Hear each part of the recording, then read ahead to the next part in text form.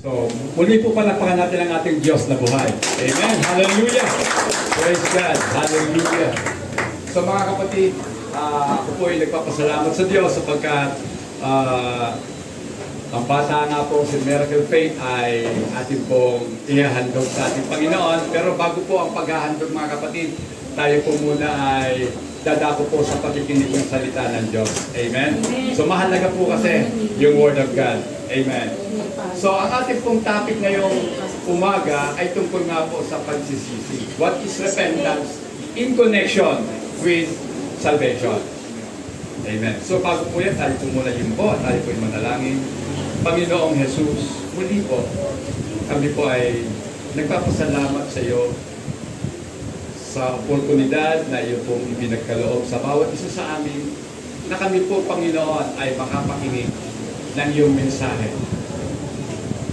Lord, ikaw po ang nakaalam, Panginoon, kung ano ang mga dinadala ng aking pong mga kapatid sa kanilang mga kalooban.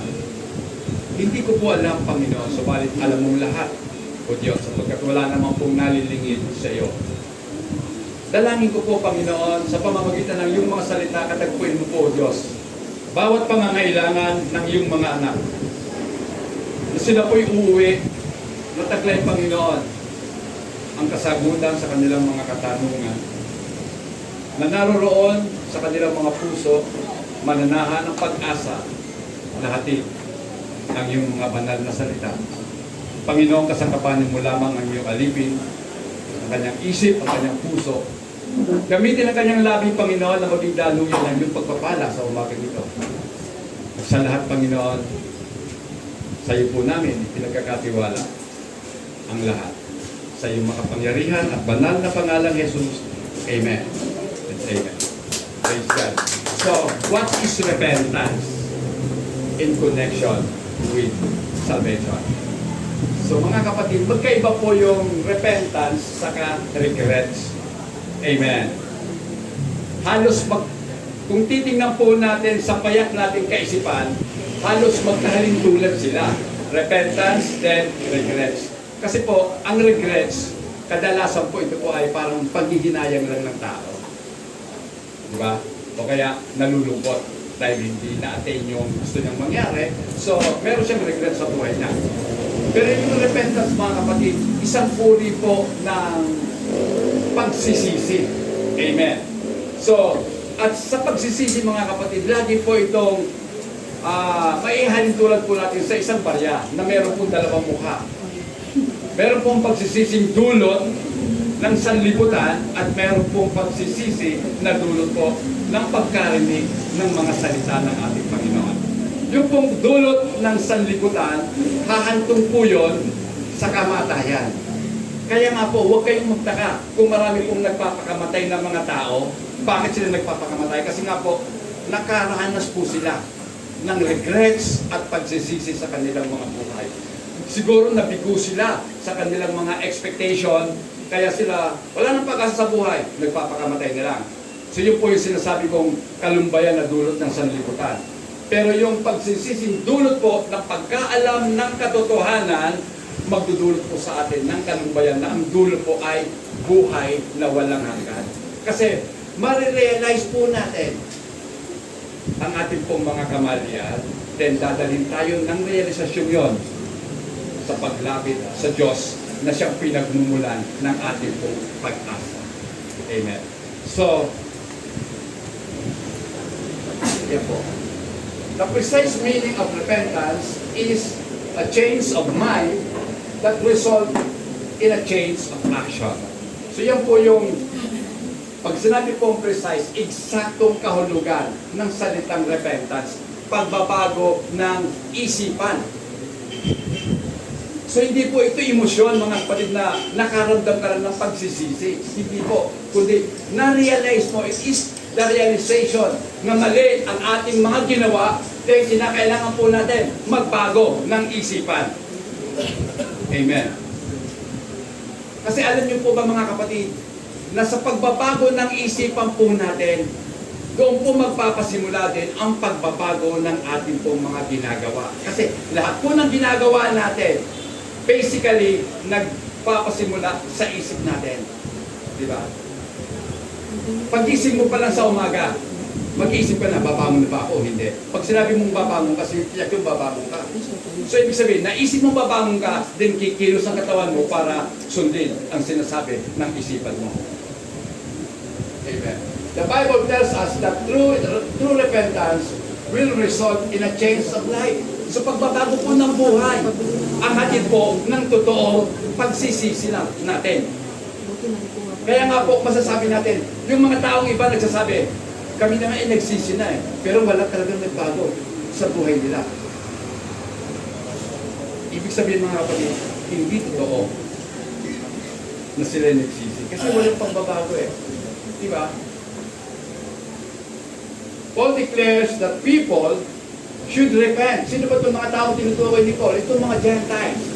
Sino yung mga Gentiles, mga kapatid? Sa Bible, mga kapatid, meron pong kategorya ang Biblia tungkol sa tao. Una, mga Hudyo, then the Gentiles. Pag sinabing Gentiles, hindi mga Hudyo. Sa Tagalog, mga kapatid, kung titignan natin sa Biblia, hindi lang ibig sabihin niya. So, mga tao. So, sinasabi ni Apostol Pablo na ang lahat ng tao ay dapat magsisi. Turn to God. Magbalik loob sa Diyos and do the works befitting repentance. At gumawa daw tayo ng mga gawa na angkop sa isang taong nagsisisi. Mga kapatid, ito yun Kasi sa panahon po ngayon, hindi po talaga natin maririnig sa mga simbahan o kaya bihira natin marinig sa mga simbahan ang pagtuturo patungkol nga po sa pagsisisi. Kasi para bagang hindi ko nga po alam kung may allergy ba talaga ang tagapagturo o meron din mga allergy yung mga tao sa salitang repentance. Kasi ngayon kadalasan po, ang naririnig po natin ngayon sa mga pagtuturo sa mga pulpito ay kung paano maisasaayos ang buhay. Diba? How to live comfortably. Yan. Kumbaga, paano ba gumaling sa karamdaman? Kasi nga po, maging sa mga pulpito mga kapatid, itinuturo talaga yung health and wealth. Diba? Siguro familiar naman kayo doon, mga kapatid. May tinatawag po kasi prosperity gospel. At yun po ang gustong-gusto ng mga tao na maituro kung yung pong kasaganaan, ibanghelyo ng kasaganaan ng buhay. Mga kapatid, ako po'y nakakapag-isip kung bakit ganito ang turo ng mga tagapagturo nito. Kasi gustong-gusto po ng mga tao na mapakinggan talaga yung patungkol sa blessing. Diba? Halos lahat naman po tayo gusto natin ng blessing. Amen? Amen. Ako po gusto ko ng blessing, sa totoo lang. Pero mga kapatid, para makakuha ko ng blessing, dapat makilala ko yung blesser. Sino ba talaga ang nagpapala? Bago ka humabol sa pagpapala, sundan mo muna ang nagpapala. At ang nagpapala, walang iba kundi ang ating Panginoong Hesukristo. Amen. Sabi nga po dito, Jesus Christ, the one true God. Siya lamang po talaga ang tunay na Diyos. Wala na pong iba. Biblical po yan. Sinasabi po ng ating Panginoon ganito. Sabi ni Jesus Christ, ang nakakita sa akin, nakakita na sa Ama. So, ibig sabihin mga kapatid, ang Diyos pala makikita. Diba? Kasi sabi ni Jesus ang nakakita sa akin, nakakita na sa Ama. At sinabi pa ng Panginoon sa John 10:30, ako at ang Ama, iisa. Sa English po, I and the Father are one. So ano bang ibig sabihin yan? Sa payak na pangungusap at sa payak na pag-unawa ng tao, may intindihan po natin ang ibig sabihin ng ating Panginoong Yesus. Pag sinabi pong isa, isa lang. Numerically, isa lang yon, one. Kaya kung sinabi ni Jesus, ako at ang Ama ay iisa, so isa lang sila. Bakit ngayon marami nagsasabi, magkahiwalay sila, iba sila, iba ang Ama, iba si Jesus. Mga kapatid, yan po ang liwaga ng ating Panginoong Jesus. Diba? So, doon po sa Gawa 3:19 mga kapatid, pakibasa na ako. Kaya nga, mga kiti kayo at magaling sa Diyos upang patawarin ang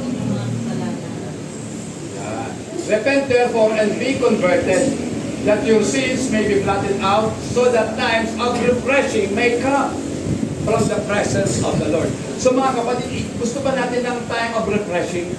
Ngayon po, napakainit. Kahit saan ka pumunta, napakainit, mga kapatid. Lalo na po sa Middle East. Sa Israel po, meron po wildfire na nagaganap ngayon, mga kapatid. So sobrang init ng panahon. Yung mga kagubatan po nila, magtataka kayo, ano? Sa Israel, may gubat. Nasusunog eh. Nasusunog. Bakit? Kasi dry, tuyo, dahil mainit. Pero ito po, sinasabi dito sa Bible, mga kapatid, kung tayo ay magsisisi sa ating mga kasalanan, yung panahon ng kaginhawahan, times of refreshing, mararanasan po natin sa presensya ng ating Panginoon. Amen. Diba? Masarap yun, mga kapatid. Maranasan natin yung time of refreshing. Dahil pakibasa rin po sa Acts 26 verse 20. Nangaral ako una sa Damasco, saka sa Jerusalem, at sa Pulain ng Judea, at gayon din sa mga Hensil. Pinangaral ko dapat sila magsisi pumalikot sa kanilang mga kasalanan, lumapit sa Diyos, at ipakita ang kanilang pagsisisi sa pamamagitan ng mga gawa. Sa mga kapatid, nakikita ko na po yung unti-unti, yung kaugnayan or connection ng pagsisisi, yung tunay na pagsisisi sa gawa po ng tao. Amen! Bibigyan ko po kayo ng halimbawa. Halimbawa ng totoong nagsisisi. Kung tayo po, dati, mahilig sa mamam, alam niyo yung mamam, di ba? Uminom. Pwede tayong uminom. Kung tayo po ay nasa Panginoon na, nagsisi na tayo, unti-unti, mawawala na yung gana natin sa Panginoon. Amen. Ma-realize natin, ang laki pala ng kaibahan. Makikita mo na kung ano ang magiging disadvantages natin kung tayo ay patuloy na iinom ng mga hindi naman dapat inumin. Ako po'y naniniwala, mga kapatid, na ang gusto lang ng Diyos na inumin ng tao, tubig. Bakit? Kasi yun ang ginawa niya eh. Kung ang gusto ng Diyos, uminom tayo lahat ng alak, di sana alak ang create ng Diyos. Nag-create pa ang Diyos ng alak. Pastor, meron. Napasok ko. Yung mga nagbabasa po ng Bible, alam nila yun eh. Yung unang himalang ginawa ng ating Panginoon, when He turns the water into wine, doon po sa kasalan sa Kana. May kasalan po kasi inatinanda ng ating Panginoon na ubusan na ng alak. Pero mga kapatid, understandable naman sa Israel, very rare ang tubig. Mahirap ang tubig doon. Desierto yun eh. At noong panahon, wala pang deep desalination plant na naitatayo. Ngayon po, meron na yung tubig alat po yung mai-convert sa tubig tabang through desalination. Noon po wala. Kaya anong ginagawa nila? Fermentation. Yung ubas, yung katas ng ubas, ginagawa nilang alak. At yun ang iniinom nila. Pero ako po'y naniniwala, hindi sila umiinom para maglaseng. Amen? Umiinom sila para ma-address yung kauhawan nila sa tubig. Tama po ba? So, depende sa motibo. Amen. Kasi ang tinitingnan ng Diyos yung motibo natin. Bakit natin ginagawa ang isang bagay? Okay.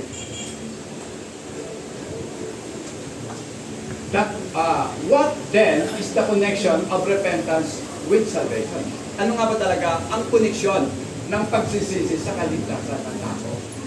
Alam po natin at gusto rin po namin ipaalam sa inyo ang sinasabi po ng Efeso 2:8. Ano pa sinasabi? Ephesians chapter 2 verse 8.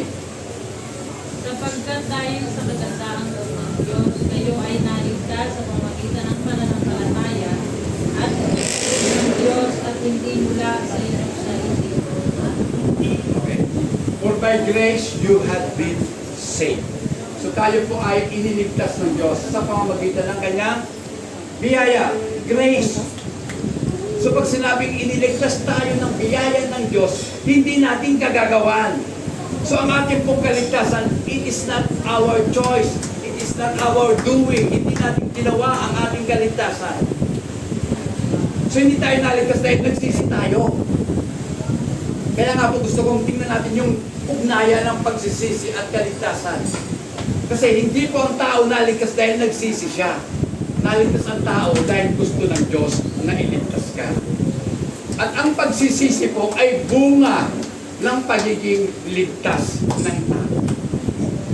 Amen. Pakibasa. Roma 2:4.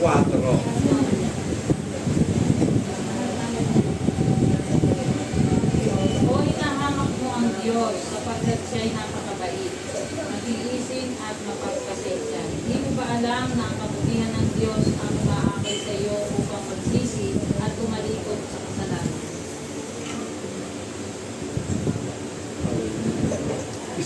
Isa po ba tayo sa mga tao na binawalang halaga natin o dinidespise natin ang mayamang biyaya ng Diyos, yung sobrang kabutihan ng Diyos sa atin. So napakabuti po ng Diyos sa bawat isa sa atin. Kahit hindi po tayo naniniwala sa Kanya, kahit hindi tayo sumusunod sa Kanya, mabuti pa rin ang Diyos sa bawat isa sa mga tao. Kasi kung paano po pinasisikat ng Diyos ang araw sa makasalanan at doon sa hindi makasalanan, kung paano po bumubuhos ang ulan sa mga makasalanan at sa hindi makasalanan, ganun po ang Diyos. Pagpapalain ka ng Diyos kahit masama kang tao. Pero mga kapatid, ito yun eh. Kapag nakilala mo ang Panginoon, marirealize mo sa sarili mo na ganun ka na tayo kasama. Amen. Kasi pag nakita mo ang kabutihan ng Diyos, siyempre makikita mo rin kung sino ka. So magkakaroon ka ngayon ng comparison. Makikita mo ang sarili mo na hindi ka karapat-dapat sa Diyos. Ito nga po yung ipinagtataka ko at ipinagpapasalamat ko sa Diyos. Na kahit hindi po tayo worthy, kahit hindi po tayo karapat-dapat, di ba? Pero minahal pa rin tayo ng Diyos. Hindi po totoo na lahat ng tao mahal ng Diyos. Ang mahalang ng Diyos, yung kanyang bayan. Yung kanya. At dalawang uri lang ng tao ang nabubuhay sa mundo ito. Anak ng Diablo at anak ng Diyos. Hindi totoo na ang lahat ng tao anak ng Diyos. Basahin mo sa Bible. Kung hindi ka naniniwala sa akin, basahin po natin sa Biblia. Kasi sabi ng Panginoong Jesus, kaya kayo nagagalit sa akin kasi kayo yung mga anak ng inyong amang Diablo. Anak ng inyong amang Diablo. Sabi. So may mga anak pala, Satan. Sino yung mga anak sa Satanas? Yung ayaw sa Diyos. Pero mga kapatid, ganito eh. Paano mo makikilala ang Diyos? Sa pamamagitan ng pakikinig mo ng kanyang mga salita. Sapagkat sabi nga po, sa Romans chapter 10, verse 17. Pakibasa nga po. Romans 10:17. Doon na tayo. Yeah. So then faith comes by hearing, and hearing by the word of God. So, ang pananampalataya, sa Tagalog po kasi ang faith, pananampalataya. Pero para po sa akin kasi, meron pang mas malalim na kahulugan ng faith. Ang faith po, pagtitiwala. Pagtitiwala mo sa Diyos. Dahil kung tunay ka nagtitiwala sa Diyos, lahat na ay bibigay mo sa Diyos.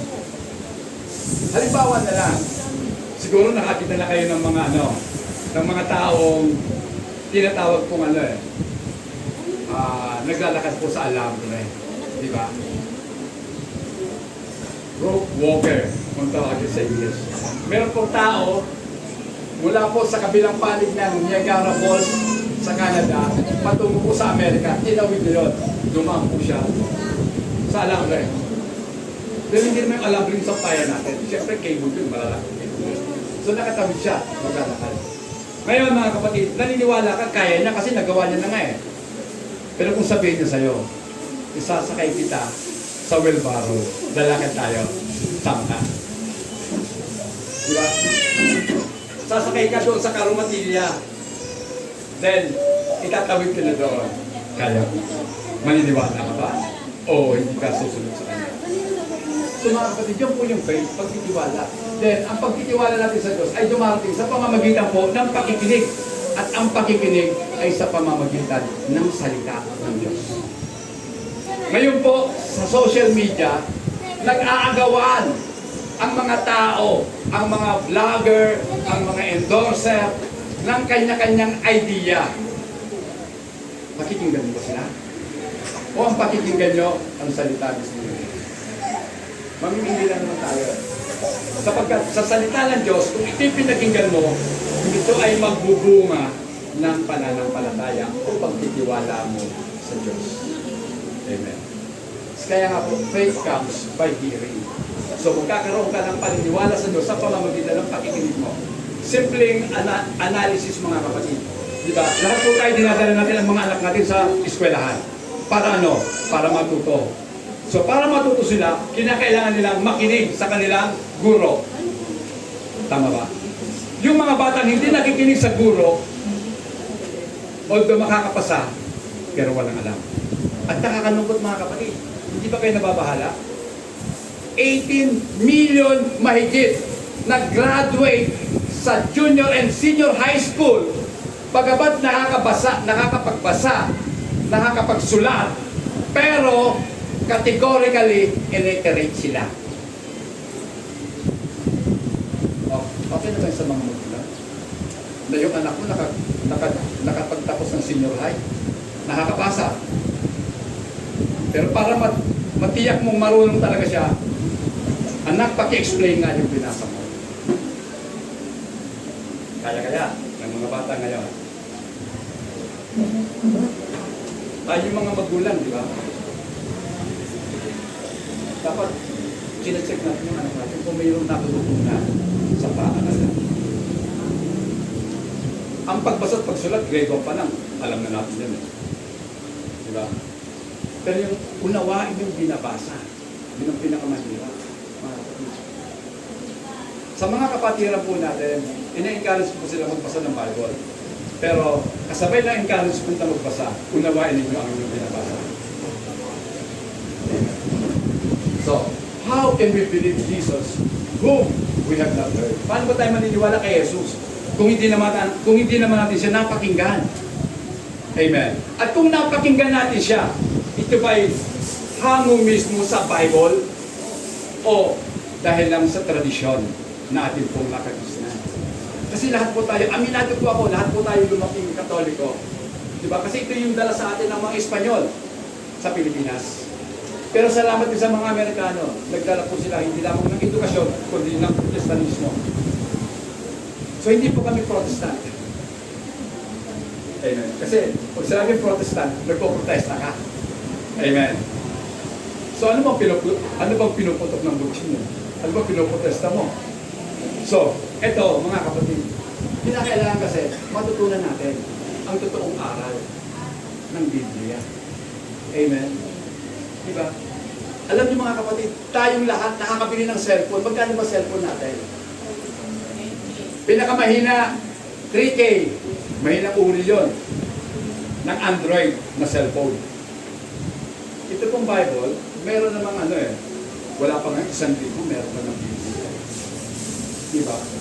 Pero palibhasa, syempre, ang pastor po, kailangan naman natin ng hindi lang basta Bible, kasi marami pong uri ng Bible. So, meron tayong tinatawag na study Bible. So, ito po, pinakamura, 1.5. So, parang anong nagpalong? So, 1.5 lang. So, mga kapatid, kasi, mahalaga yun na matuto po tayo sa buhay. Amen. So, repentance is the byproduct of salvation. Ito na po ang katotohanan mga kapatid. Ang pagsisisi ay produkto po ng kaligtasan ng tao. Hindi tayo magsisisi kung hindi natin alam ang katotohanan. Amen? Diba? Kung wala kang ideya na mali yung ginagawa mo, paano ka magbabago? Diba? Kung alam mo ang ginagawa mo tama, hindi mo lang ayusin. Pero dahil nga po, sabi ng Bible, walang matuwid. Wala kahit isa. Amen? So wala talaga matubig. Okay. We repented of our former deeds and we abhorred our past rejection and ignorance of Christ. So ito po nakakalungkot mga kapatid. Aminin man natin sa hindi, we reject Christ. Ayaw natin kay Kristo. Kasi pakiramdam po natin si Kristo kasi KJ. Anong ibig sabihin ng KJ? Killjoy. Hindi siya masayang kasama. Kaya, pag sinabi hindi masaya, ano ba yung definition yun ng saya? Paano niyo ba maipapaliwanag sa akin yung saya? Gusto niyo ba na masaya ka lang sa panlabas? Pero yung kalooban mo, hindi ka masaya. Ang labas tuloy, artista ka. Diba? Kaya mo palang umarte. Umiiyak sa loob, nakangiti sa labas. Pero mga kapatid, ito yun eh. Rejection natin. Nire-reject natin sa Kristo. Ayaw natin sa Kanya. Then, ignorance. Pwede naman nireject mo kasi hindi mo alam. Pero may kasabihan na tayo. Legal maxim po natin, ignorance of the law excuses no one. Diba? Sabihin mo, hindi ko kasi alam ang batas eh. Pasensya ka, hindi mo inalam. Pero may batas, dapat umiral ang batas. Amen. Diba? Sa bansa natin, may batas. Hindi po natin pwede sabihin, hindi ko alam ang batas.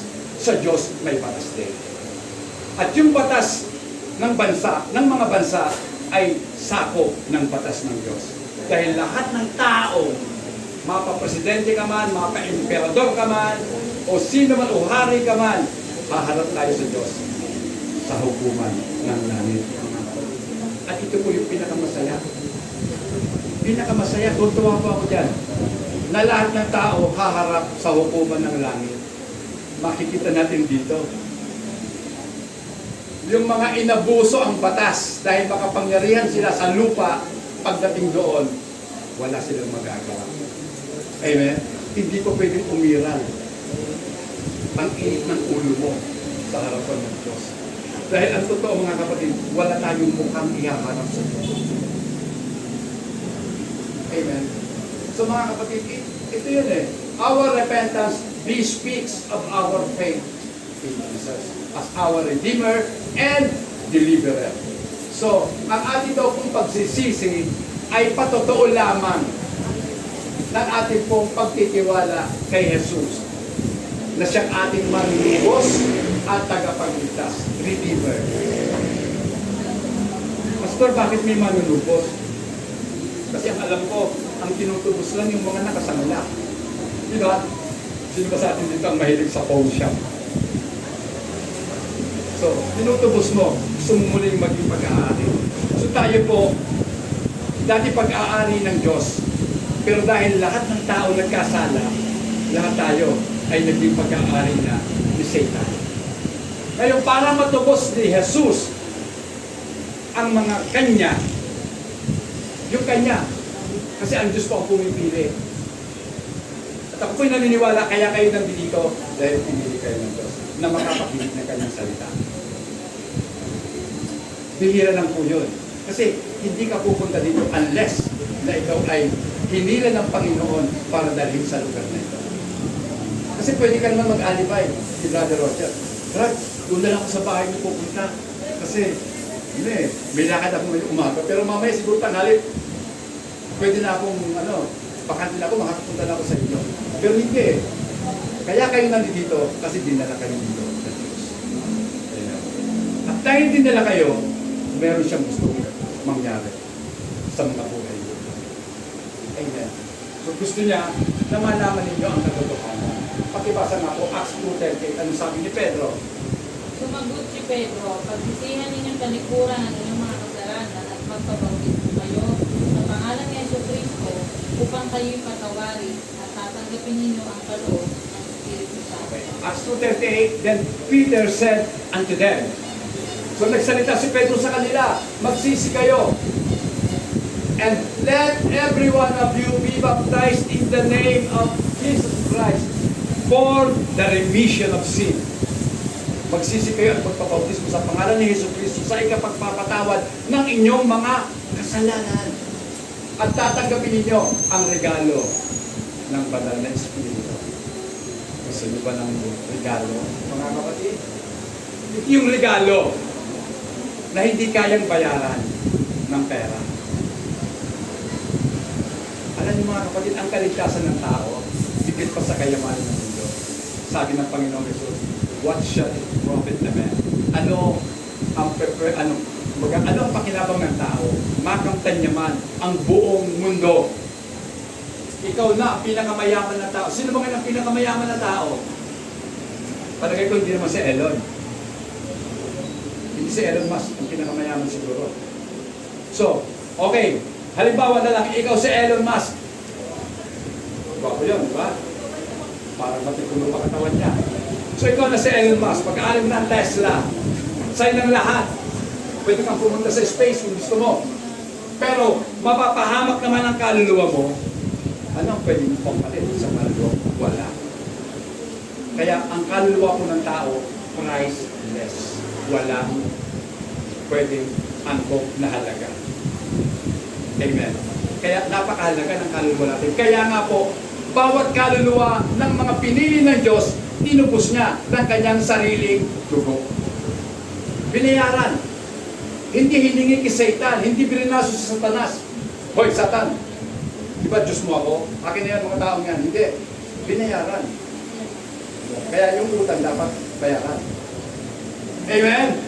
Bayaran natin. Kasi yung utang natin, binayaran ni Jesus ng kanyang dugo. Siya yung naman tayo para tayo maputang. Amen. Okay. Repentance involves recognizing the real sinner. Mga kapatid, ito yun. Pag binasa natin itong Romans chapter 3 verse 10 to 11, pakinggan po natin. Sige. Romans, yan, 10, 11. As it is written, there is none righteous, no not one. Wala ni isa mang matuwid. Wala. Kahit isa. So, ibig sabihin, walang gumagawa ng tama. Lahat mali ang ginagawa. There is none who understand. Walang nakauunawa. Amen. There is none who seek after God. Walang naghanap sa Diyos. Dahil ang totoo, tayo po ang hinahanap ng Diyos. Nasumpungan kayo ng Diyos, dinala kayo dito para mapakinggan ninyo ang kanyang mensahe. 23, ano sabi? 3:23. Yeah. For all have sinned and fall short of the glory of God. Lahat nagkasala at hindi umabot sa standard o pamantayan o kaluwalhatian ng Diyos. Hindi tayo umabot doon. Kahit timpangin pa tayo, lagi tayo kulang. Alam niyo yung pelikula ni Roca, tinimpang ka, umulit kulang. Ganun tayo sa harapan ng Diyos. Kahit anong timbang sa atin, kahit anong dagdag mo yung achievement mo, dagdag mo yung mga titulo mo, lahat mo nang idagdag yung kayamanan mo, yung bank account mo, yung pamilya mo, yung kotse mo, yung bahay mo, kulang. Hindi aabot. Paano ba? Paano mababalanse? Kailangan natin si Kristo. Amen. Kailangan natin ang ating Panginoon. Okay. A repentant sinner has changed his or her disposition. Pinakailangan po magbago tayo ng ating disposition. Alam niyo bang ibig sabihin ng disposition? Lagi ko pong naririnig sa nanay ko. Wala kayong mga disposisyon. Pag sinabi po disposition, pagsasaayos ng ating mga sarili, ng ating buhay, ayusin na natin. Pag sinabing disposition, yan po ang kahulugan. Inherent qualities of person's mind and character. Pag sinabing inherent, yun na yung likas natin. Ganun na talaga tayo eh. Mag-isip, ganun tayo umasal. O ganun na po yung ugali natin. So, kailangan magbago tayo ng disposisyon. At iayos natin ang ating posisyon. Amen. And having new way of thinking about God. Magkaroon na tayo ng bagong pag-iisip patungkol sa Diyos. Na ang Diyos na ito, na nagbibigay buhay at lakas sa atin, dapat pala natin siyang bigyan ng priority sa buhay ko. Yung araw ng linggo, dapat sa Diyos. Amen? Hindi ko sinabing wala na kayong tinatawag na quality time sa inyong pamilya. Alam niyo mga kapatid, ang pinakamagandang quality time, yayain yung pamilya mo sa pagsamba sa Diyos. That is the best quality time na pwede natin ibigay sa ating pamilya. Hindi pumunta kayo sa Highlands, kung saan, di ba? Pumunta kayo, pupunta tayo ng Hong Kong, yan tayo namin yung mga pasaporte. So, quality time ba yun? Hindi. Quality time, sasamba tayo sa Diyos. Amen! Di ba? Ito ang pinakamasarap. So, dapat mabago rin ang ating kaisipan patungkol sa kasalanan, patungkol sa holiness. Pag sinabing holiness, hindi ko po inisip at hindi ko sinasabi sa inyo na huwag na kayong magkasala. Dahil ang holiness na ibig sabihin niyan, kabanalan, hindi po pagiging walang kasalanan, kundi ibig sabihin niyan, maging bago kayo. Maging iba kayo sa mundo. Amen. Then, about doing God's will. So, tanong sa sarili natin, ano ba ang kagustuhan ng Diyos? Mga kapatid, para sa akin. Yeah. True repentance is prompted by godly sorrow. So, ibig sabihin, yung totoong pagsisisi ay dulot po ito na maka-Diyos, na kalubayan, na magdadala sa atin sa kaligtasan. 2 Corinthians 7, chapter 10. For godly sorrows produces repentance, leading to salvation, not to be regretted, but the sorrow of the world produces death. So yun na po, napag-aralan natin kanina, di ba? Yung lungkot na dulot po ng mundo, ang dulot ng kamatayan. So salvation and repentance can be understood two sides of a coin. It's impossible to repent without first being saved or made alive. Repentance is not a work to earn salvation. Ang pagsisisi po ay hindi gawain para tayo maligtas. No one comes to Jesus unless God draws him. Kaya, pakibasa po. John 6:44. Ano sabi? Sige po. Yan. No one comes to me unless the Father who sent me draws him, and I will raise him up at the last day. So hindi tayo makalalapit sa ating Panginoong Jesus maliban na tayo ay ilapit na sa Kanya. So mga kapatid, gusto ko lamang pong maging klaro ang lahat. Tayo pong lahat patay sa kasalanan. Diba? May kanta na tayo, diba? Gusto kong bumait pero di ko magawa. Bakit di mo magagawang bumait? Kasi wala nang magagawa ang patay. Yung bang patay may nagagawa? Wala. Kahit tapunan na siya ng lupa, wala. Okay lang sa kanya yon. Kahit pag pinapirasuhin pa siya, pag-aralan siya sa mga medical school, hati-hatiin pa yan, wala na. Wala siyang magagawa kasi patay nga siya. So ganun ang tunay na kalagayan natin, spiritual sa Diyos. Pero ngayon tayo binigyan ng buhay, meron tayong pakiramdam. Kaya pag tinawag tayo ng Diyos, lalapit na tayo sa Kanya. Amen. Okay. No one can repent unless God grant repentance. Hindi ka makakapagsisi hanggang hindi ka binibigyan ng Diyos ng pagsisisi. Acts 11:18 sa Tagalog po.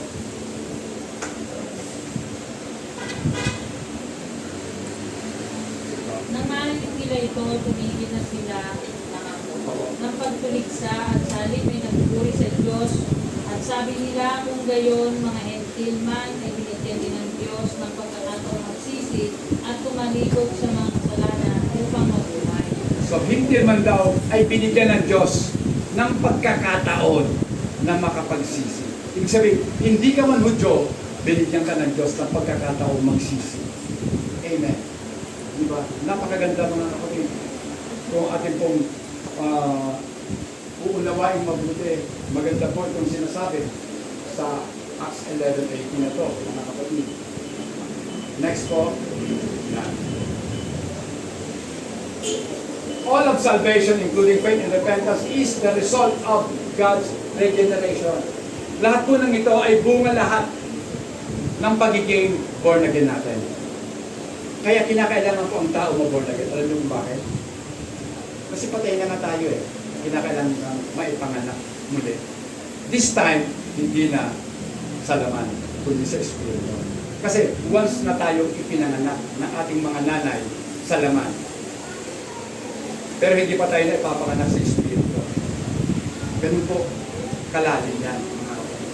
You need to be born again by the Spirit. Yeah. So kasi, hindi ka papasok sa langit kung hindi ka maipapanganak sa Espiritu. Lahat tayo gusto sa langit, tama? Kahit yung napakasamang tao, gusto niya pag namatay siya, sa langit siya. Ano, halo-halo tayo doon? O hindi ganun, mga kapatid. Hindi unfair ang Diyos. Fair siya. Sa mga gumagawa ng matuwid, sa buhay ng walang hanggan. Sa mga masuwali, doon. Sa walang hanggang kaparusahan. So mga kapatid, binigyan tayo ng Diyos ng bagong puso.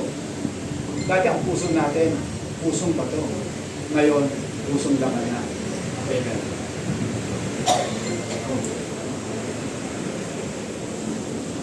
Next na pala.